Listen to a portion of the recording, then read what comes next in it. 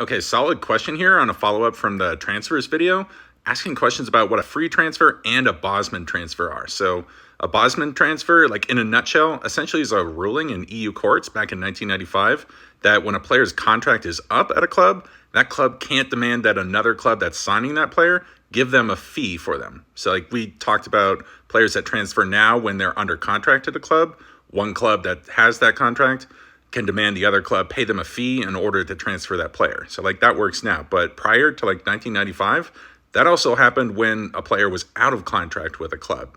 So like it makes it pretty difficult for a player to transfer between clubs because it's really a rights violation as far as movement of labor. So this is pretty big for sports in general across Europe.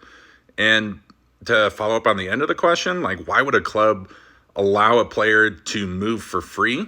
Like I'm going to answer that more as like most clubs don't want a player's contract to expire and then that club to get nothing from that player's value. Like every player has a market value, and that's kind of what dictates how much money another club will spend in a transfer fee for that player to sign for them. If a player's contract is up, they can now, because of the Bosman rulings, at least in the EU, go sign for another club and dictate as a free agent how much they're worth in their contract. Like they don't have to have the other club give a fee in order to get a move to another club. Like there were a lot of players that were like big names that moved after 1995 and benefited from the Bosman ruling. Like Edgar Davids was pretty big. He moved from Ajax in the Netherlands over to AC Milan. That was kind of a big transfer that probably wouldn't have happened for the amount of money that it did if the Bosman ruling didn't happen. Like Steve McManaman, pretty famous British player, became super well paid at Real Madrid after moving from Liverpool.